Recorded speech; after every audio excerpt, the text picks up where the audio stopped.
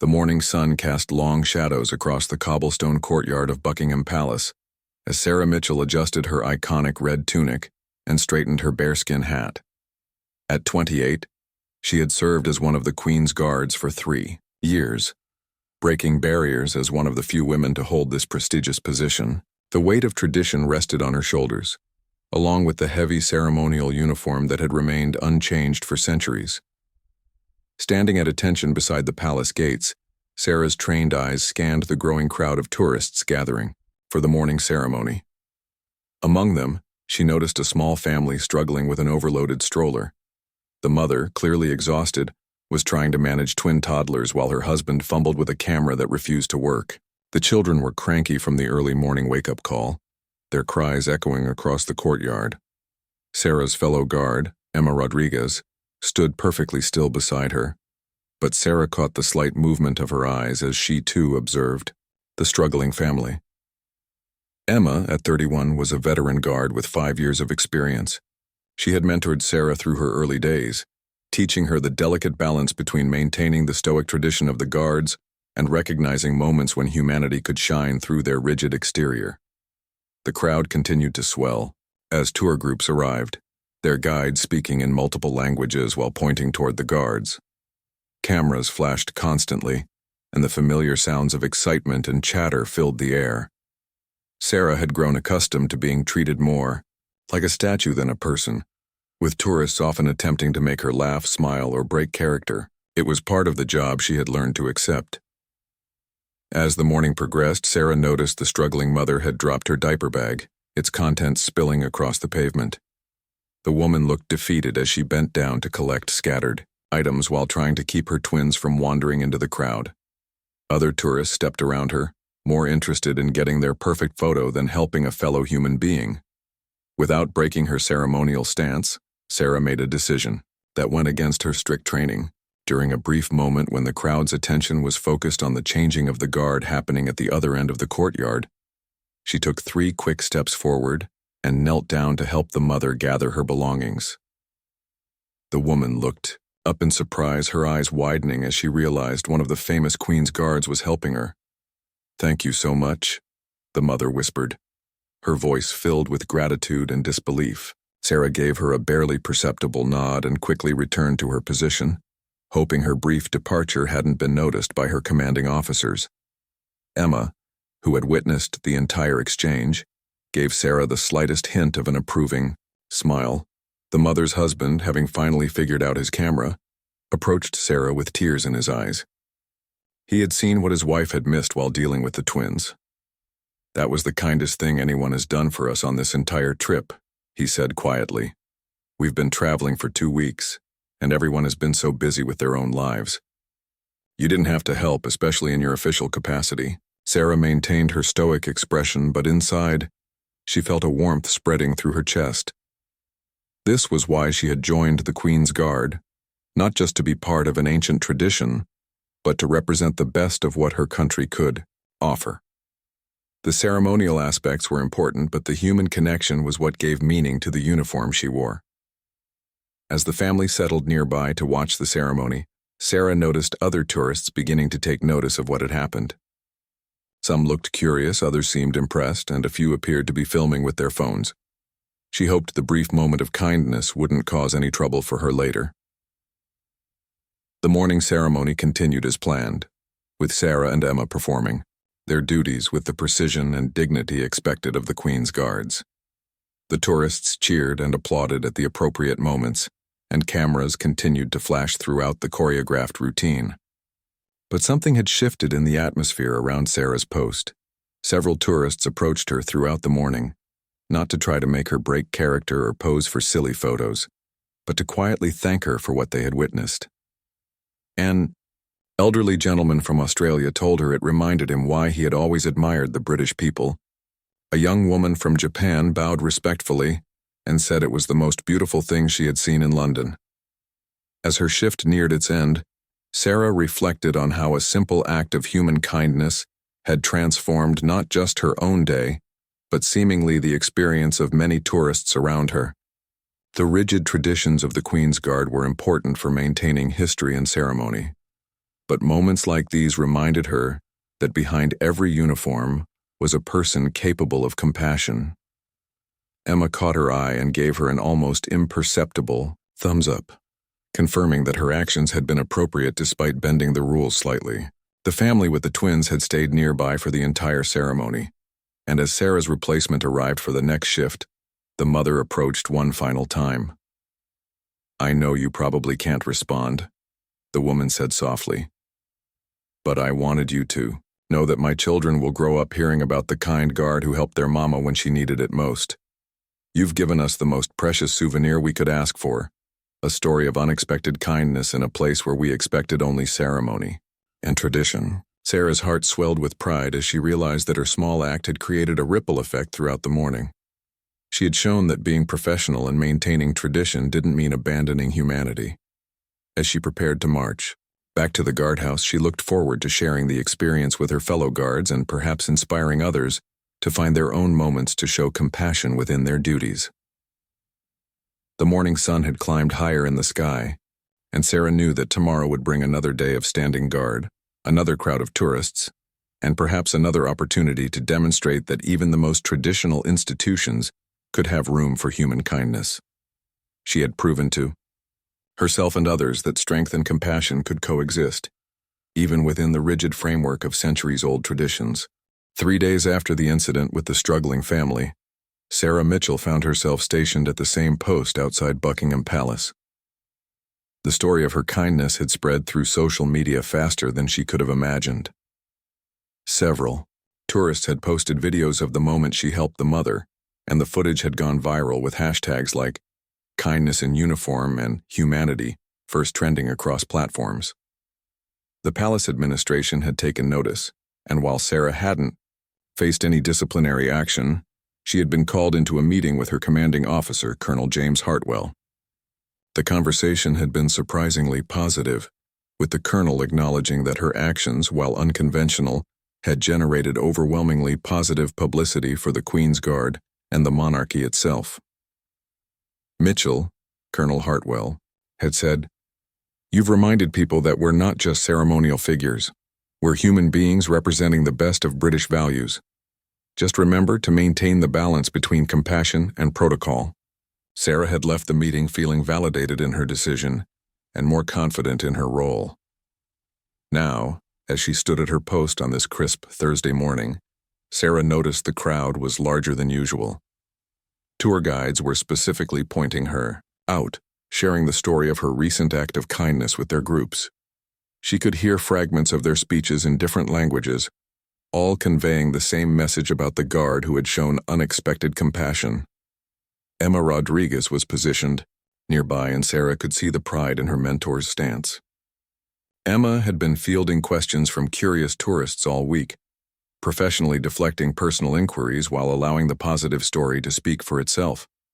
The two women had developed an even stronger bond through the experience, understanding that their roles extended beyond mere tradition.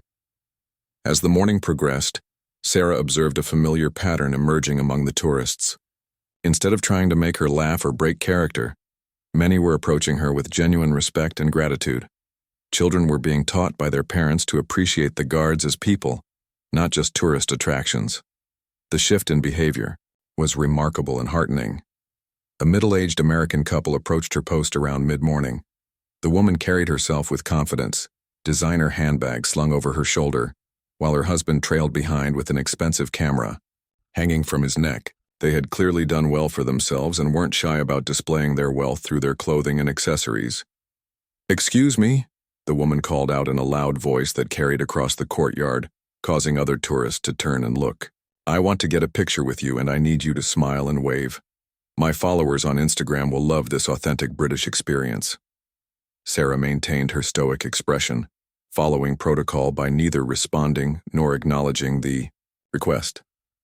The Queen's Guards were trained to remain in character regardless of tourist demands, and posing for social media posts was strictly against regulations. She kept her eyes focused straight ahead, her body perfectly still despite the woman's increasingly frustrated attempts to get her attention. "Did you hear me?" the woman demanded, her voice rising with irritation. "I'm talking to you. Don't you understand English? I said I want a picture, and I need you to smile. This is supposed to be customer service, isn't it? Other tourists began to gather, some looking uncomfortable with the woman's aggressive approach. Emma shifted almost imperceptibly, a sign that she was aware of the developing situation and ready to intervene if necessary. The palace security guards, positioned strategically around the area, also began to pay closer attention to the interaction. The woman's husband attempted to calm her down, whispering something about respecting the guard's duties, but she brushed him off dismissively. "I've paid good money to be here," she announced loudly enough for everyone to hear. "These people are paid to entertain tourists, and I demand proper service." A British gentleman in the crowd spoke up politely. "Actually, madam, the Queen's key. Guards are active military personnel performing a serious duty. They're not entertainers."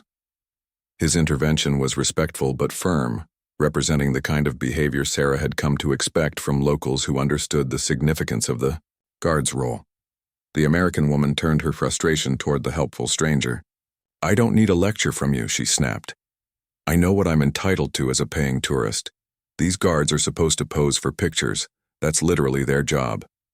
Sarah could feel the tension building around her post. She had dealt with difficult tourists before, but this situation was escalating beyond the usual attempts to make her break character. The woman's entitled attitude and aggressive behavior were creating an uncomfortable atmosphere for everyone present. Several other tourists began taking out their phones, not to photograph the guards, but to record the unfolding confrontation. Sarah realized that this incident, like her act of kindness earlier in the week, might also end up on social media, but for very different reasons. She remained perfectly still, demonstrating the professional composure expected of her position. The woman, frustrated by Sarah's continued silence and stillness, decided to escalate her approach. She stepped closer to Sarah, invading her personal space in a way that made other tourists gasp audibly. "Listen here," she said, pointing her finger inches from Sarah's face. "I'm not leaving until you give me what I want." Emma took a subtle step forward, a nearly invisible movement that only trained eyes would catch. She was positioning herself to intervene if the situation became threatening. The security guards also began moving closer, their presence becoming more obvious as they prepared to protect the ceremonial guards from harassment. The confrontation was drawing more attention by the minute, with tourists from various countries watching in disbelief as the woman continued her inappropriate behavior. Many were shaking their heads in embarrassment, clearly recognizing that her actions were disrespectful and out of line with basic tourist etiquette. Sarah's training kicked in as she mentally prepared for whatever might come next. She had learned to handle various forms of tourist behavior, from the merely annoying to the potentially dangerous. This situation was testing her professionalism in ways that her recent positive experience hadn't prepared her for, but she was determined to maintain the dignity of her position and the institution she represented.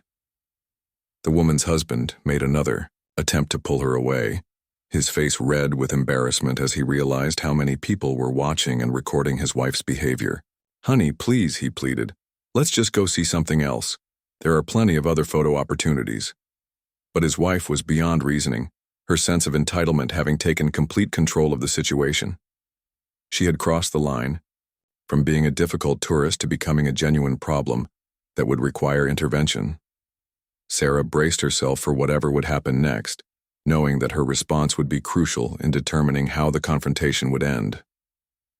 The American woman's behavior had reached a tipping point that demanded immediate action. As she raised her voice even higher and began waving her hands dramatically in front of Sarah's face, a palace security guard finally stepped forward. Officer David Thompson, a veteran security professional with 15 years of experience protecting the royal grounds, approached with calm authority. "Ma'am, I'm going to need you to step back from the guard and lower your voice," Officer Thompson said in a firm but polite tone. His presence immediately changed the dynamics of the situation, as other tourists recognized that official intervention was now taking place. The crowd that had gathered around the confrontation grew larger, with people pushing forward to see what was happening. The woman turned her attention to the security officer, her face flushed with anger and indignation. "Finally, someone with some sense," she declared loudly. "This guard has been completely ignoring me, and I demand satisfaction. I want her replaced with someone who actually knows how to do customer service properly." Officer Thompson maintained his professional composure while explaining the situation. "Ma'am, the Queen's Guards are not customer service representatives. They are active military personnel performing ceremonial duties. They are not permitted to interact with tourists or pose for photographs while on duty. This is a long-standing tradition and military protocol." Sarah remained perfectly still throughout this exchange, her eyes fixed straight ahead as her training dictated. Inside, however, she was grateful for the intervention and impressed by Officer Thompson's patient explanation. She had witnessed him handle similar situations before, and his ability to remain calm under pressure was something she deeply respected. The woman's husband tugged at her arm more insistently now, clearly mortified by the scene his wife was creating. "Please, let's just go," he whispered urgently. "People are filming this. Do you want to end up on the news for all the wrong reasons?" His concern was well-founded, as several tourists were indeed recording the confrontation on their smartphones. But the woman was too invested in her position to back down gracefully. "I'm not going anywhere," she announced defiantly. "I've paid thousands of dollars for this vacation and I'm entitled to get what I want. In America, customer service actually means something. These people work for the public, which means they work for me." A murmur went through the crowd at her words, with many tourists exchanging uncomfortable glances. An elderly British woman spoke up from the gathering crowd, her voice carrying the authority of someone who had lived through decades of royal tradition. "Young lady, these guards represent centuries of British military tradition. They're not here for your entertainment." The confrontation was beginning to take on international dimensions, with tourists from various countries weighing in on the appropriate way to treat ceremonial guards. A group of Japanese tourists stood quietly to one side, their respectful behavior serving as a stark contrast to the American woman's demands. Several German visitors shook their heads in disapproval, while a family from Canada tried to explain to their children why the woman's behavior was inappropriate. Officer Thompson realized that the situation was escalating beyond a simple tourist misunderstanding. The woman's increasingly aggressive behavior and her refusal to accept reasonable explanations were creating a disturbance that could potentially impact other visitors' experiences. He made the decision to take more direct action. "Ma'am, I'm going to have to ask you to leave this area," he stated clearly. "Your behavior is disruptive to other visitors and disrespectful to our military personnel. If you continue to refuse to comply, you may be asked to leave the palace grounds entirely." This threat seemed to penetrate the woman's wall of entitlement, but instead of backing down, she became even more combative. "You can't make me leave," she declared. "I have rights as a tourist. I want to speak to your manager, and I want this. Guard fired for poor service. This is discrimination against Americans." Emma Rodriguez, who had been watching the situation carefully, took a calculated step forward. Her movement was precise and deliberate, positioning herself in a way that showed solidarity with Sarah, while also demonstrating the unified front that the guards presented when faced with inappropriate behavior. The gesture was subtle, but powerful, sending a clear message that the guards supported each other. The crowd around them had grown significantly, with tourists now gathering in a large circle around the confrontation. Many were taking photos and videos, documenting what was clearly becoming an unusual incident that would likely be shared widely on social media. Sarah could hear conversations in multiple languages as people discussed what they were witnessing. Tour guide from a local London company approached Officer Thompson and offered to help defuse the situation. "Officer, I've been bringing groups here for 12 years, she said quietly. "I've seen situations like this before. Would it help if I explained to the lady about the history and significance of the guard's role?" The experienced tour guide, Margaret Walsh, had dealt with countless tourists who misunderstood the nature of the Queen's Guards. She approached the situation with the patience born of years of cultural education. "Excuse me," she said to the American woman in a friendly but authoritative tone. "I couldn't help but overhear your frustration. May I take a moment to explain something that might help?" The woman turned toward Margaret with skepticism, but seemed willing to listen to someone she perceived as being in the tourism industry. "These guards aren't performers or entertainers," Margaret began. "They're elite soldiers who have earned the right to protect the Queen through rigorous training and distinguished service.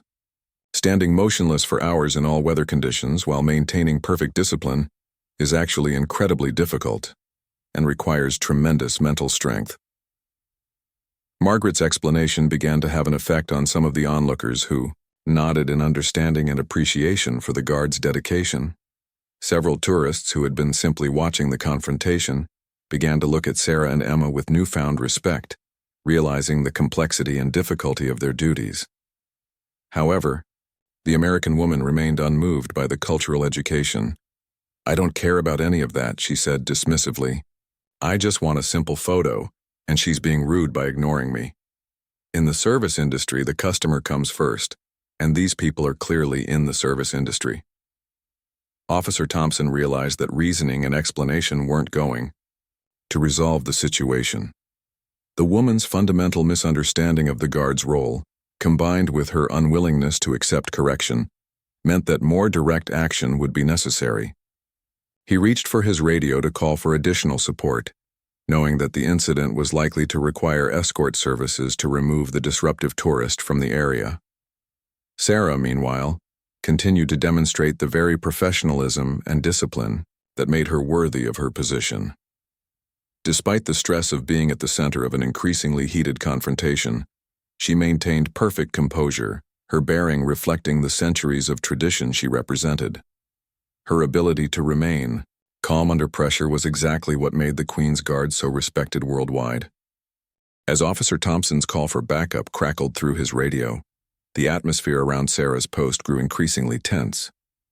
The American woman had crossed from being merely difficult to becoming genuinely disruptive, and her behavior was now affecting the experience of dozens of other tourists who had come to witness the famous changing of the guard ceremony.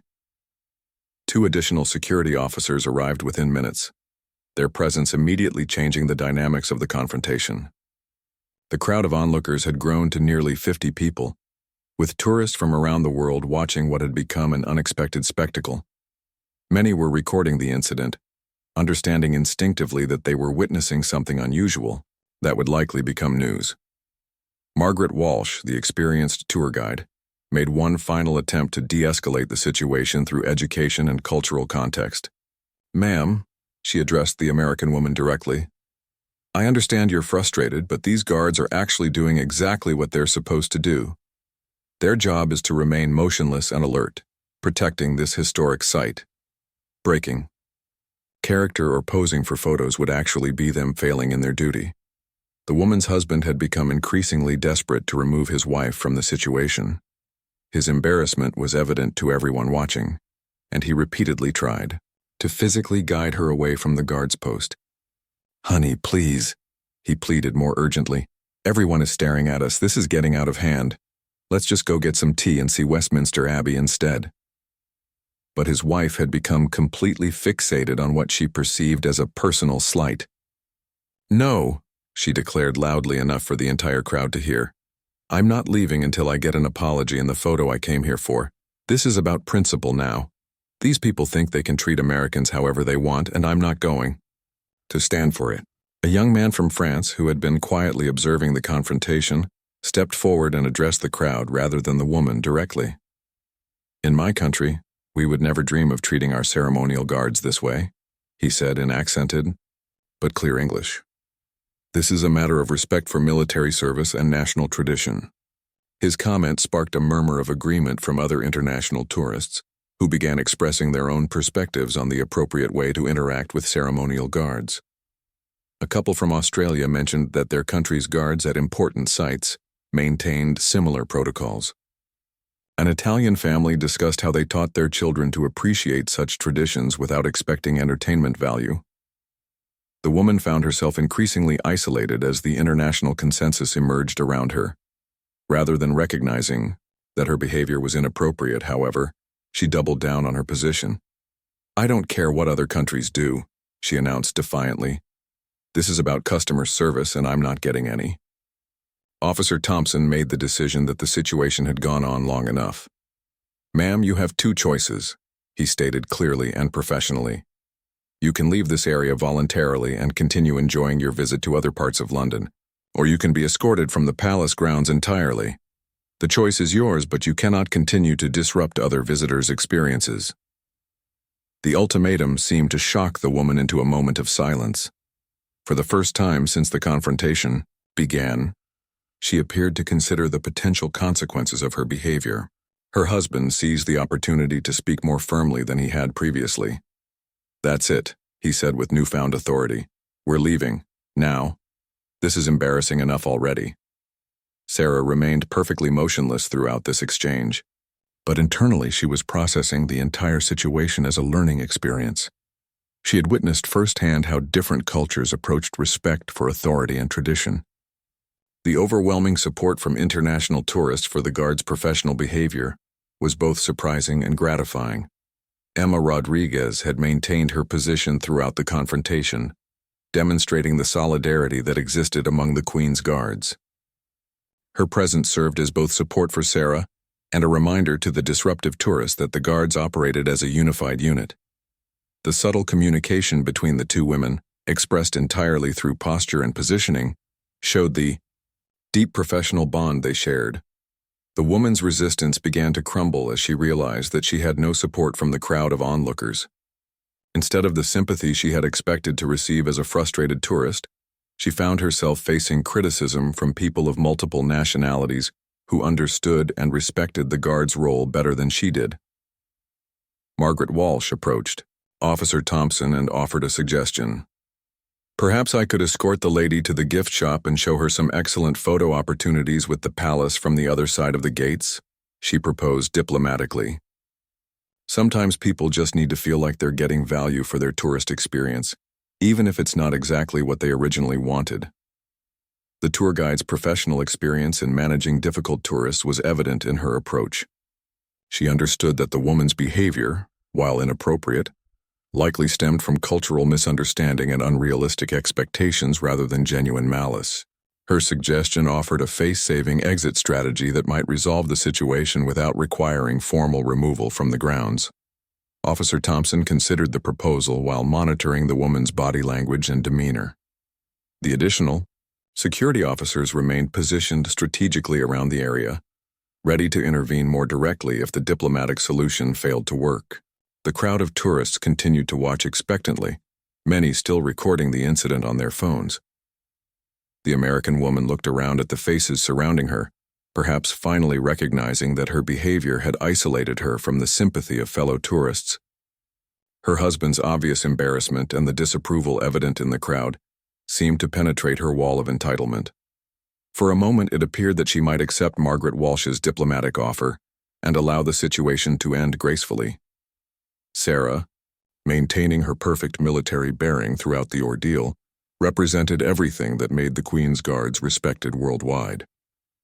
Her ability to remain composed and professional while being subjected to increasingly aggressive behavior demonstrated the mental discipline and emotional control required for her position.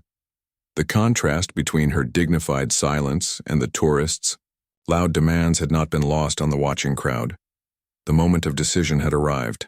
The woman would either accept the diplomatic solution being offered and leave the area with some semblance of dignity intact, or she would continue her disruptive behavior and face the consequences of being formally removed from the palace grounds. The tension was palpable as everyone waited to see which choice she would make. Emma's subtle shift in position indicated that she was prepared for either outcome, ready to continue her duties regardless of how the confrontation resolved. The professionalism and unity displayed by both guards throughout the incident had only enhanced the reputation and respect that the Queen's Guards commanded from international visitors.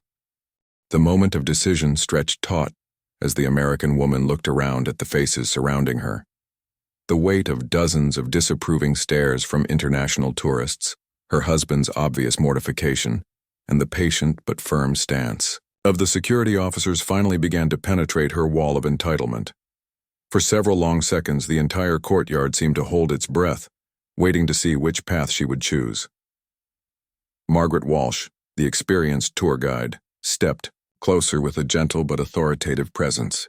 "Listen," she said in a voice that was kind but carried decades of tourism industry experience. "I understand you're disappointed. Travel doesn't always go exactly as we plan. But I can show you some absolutely magnificent photo opportunities just around the corner, and I promise you'll get images that will make your friends back home incredibly jealous." The woman's internal struggle was visible on her face as she weighed her options. Her husband seized the moment of hesitation to add his own plea. "Sweetheart, Margaret is offering to help us. Let's take her up on it. We can still have a wonderful day and nobody has to get in trouble or be embarrassed any further." Officer Thompson maintained his professional stance while allowing the diplomatic solution to play out. His years of experience had taught him that giving people a face-saving exit often produced better results than forcing confrontations to their ultimate conclusion. He remained ready to act if needed, but he was willing to let Margaret Walsh work her magic first.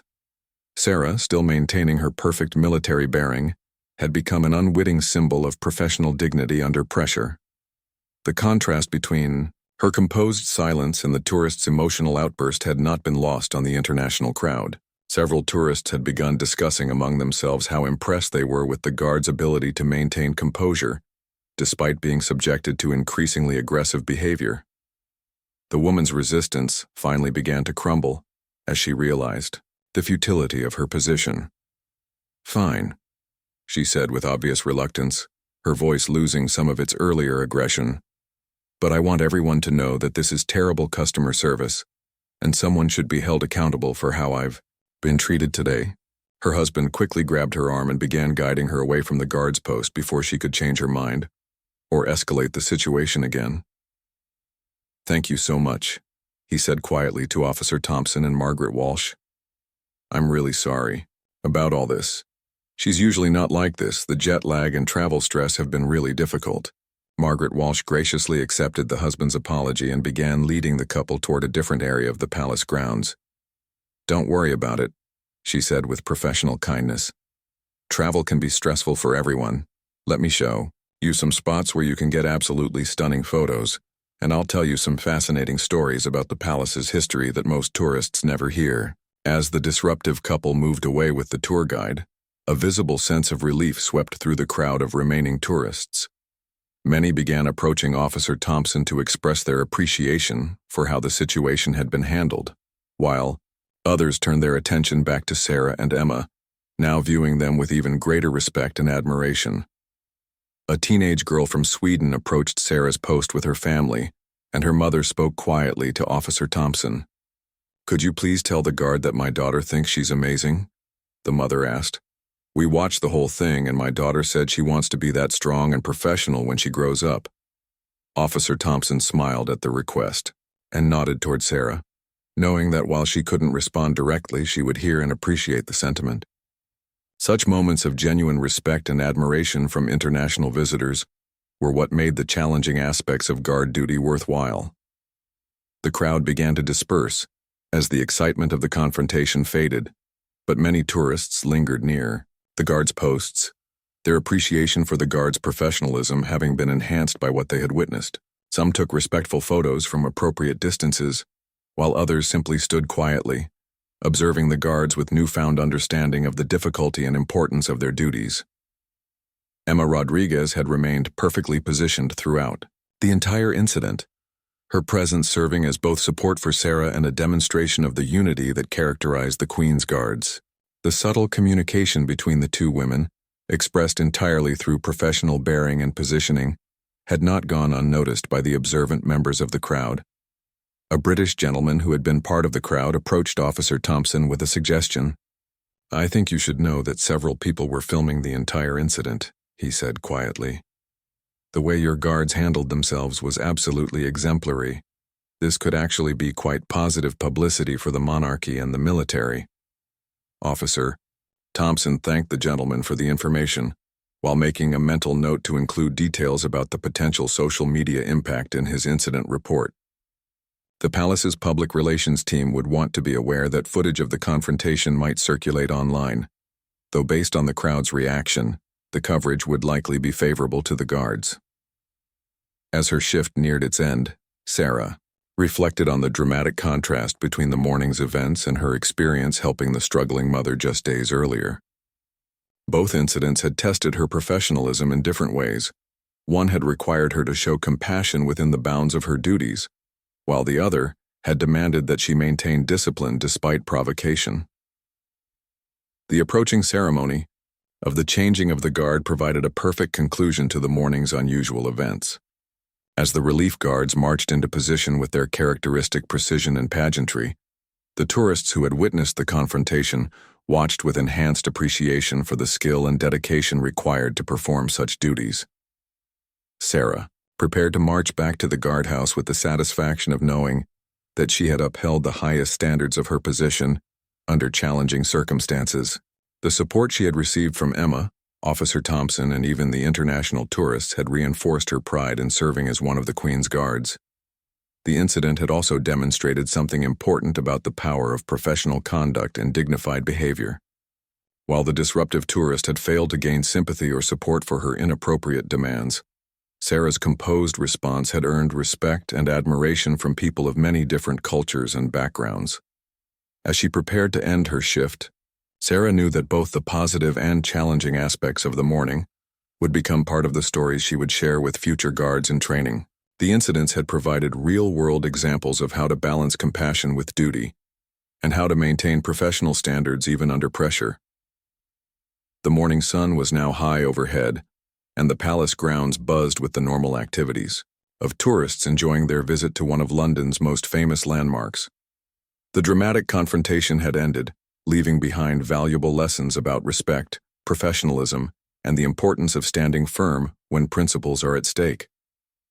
2 weeks after the confrontation with the difficult tourist, Sarah Mitchell found herself at the center of an unexpected media storm. The videos captured by tourists during the incident had indeed gone viral, but not in the way anyone had anticipated. Rather than focusing solely on the disruptive behavior of the American woman, the footage had sparked a global conversation about respect, professionalism, and the balance between tradition and humanity. Major news outlets from around the world had picked up the story, with headlines praising the Queen's guards for their composure under pressure. The BBC ran a feature story titled, "Modern Military Tradition: How Today's Guards Balance Heritage with Humanity," while CNN featured a piece called "Viral Video Shows Why Respect for Military Personnel Matters Globally." What made the coverage particularly remarkable was how it connected Sarah's recent act of kindness with her professional response to inappropriate behavior. Social media users had discovered and shared both videos, creating a narrative that showed the full spectrum of what it meant to be a modern Queen's Guard. The hashtag #OurProfessionalism with heart began trending internationally, with people sharing their own stories of military personnel who had demonstrated both compassion and strength. Colonel James Hartwell called Sarah into his office on a bright Monday morning, his expression unreadable as she entered and stood at attention. The walls of his office were lined with photographs spanning decades of royal ceremonies, military honors, and historic moments that had defined the Queen's Guard throughout the years. "At ease, Mitchell," he said, gesturing for her to take a seat across from his desk. "I suspect you know why you're here. The past 2 weeks have been quite extraordinary, haven't they?" His tone was measured, giving no indication of whether she was about to be praised or disciplined for the attention her actions had generated. Sarah nodded respectfully, maintaining her military bearing even while seated. "Yes, sir. I hope my actions have not brought any negative attention to the regiment or the monarchy." Her concern was genuine, as the last thing she wanted was for her individual choices to reflect poorly on the institution she served with such pride. Colonel Hartwell leaned back in his chair, a slight smile beginning to form at the corners of his mouth. "On the contrary, Mitchell, the response has been overwhelmingly positive. We've received letters from military personnel around the world, thanking us for demonstrating that professionalism and humanity can coexist. The palace has also expressed their appreciation for how you've represented British values on the world stage." Relief washed over Sarah as she realized that her fears about negative consequences were unfounded.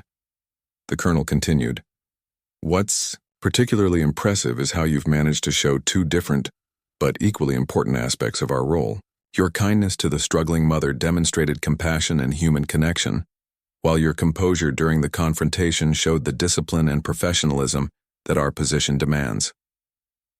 Emma Rodriguez had also been called to the meeting, arriving just as Colonel Hartwell was explaining the global impact of the incidents. She took a seat beside Sarah, her presence providing the same steady support she had offered during the challenging moments on duty. The bond between the two women had only strengthened through their shared experiences.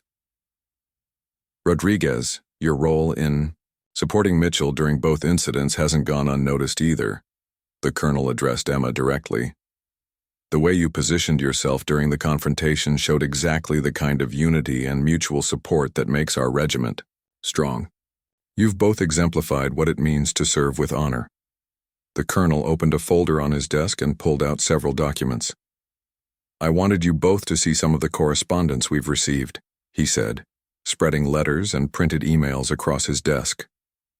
This one is from a military academy in Australia, asking if you might be willing to speak to their cadets via video conference about balancing tradition with adaptability. This letter is from a veterans organization in Canada, praising your demonstration of military values in civilian interactions. Sarah picked up one of the letters, her eyes widening as she read praise from a retired American general who had seen the footage and written to express his admiration for the Queen's Guard's professionalism. I never expected any of this, she said quietly. I was just doing my job and trying to do the right thing in each situation. That's exactly why this has resonated so strongly with people around the world, Colonel Hartwell explained. You weren't performing for cameras or trying to create a moment. You were simply being the best version of a Queen's Guard, which includes being a decent human being when circumstances allow, and maintaining absolute professionalism when duty demands. Emma spoke up for the first time during the meeting. Sir, if I may, I think Sarah's actions have helped people understand that we're not just ceremonial figures. We're real people with training, discipline, and hearts. That combination is what makes us effective in our roles, whether we're standing guard or representing our country to the world. The colonel nodded approvingly at Emma's observation. Precisely, and that's why I wanted to discuss your futures with you both. The attention generated by these incidents has created some unique opportunities that you might want to consider. He pulled out another document, this one bearing official letterhead.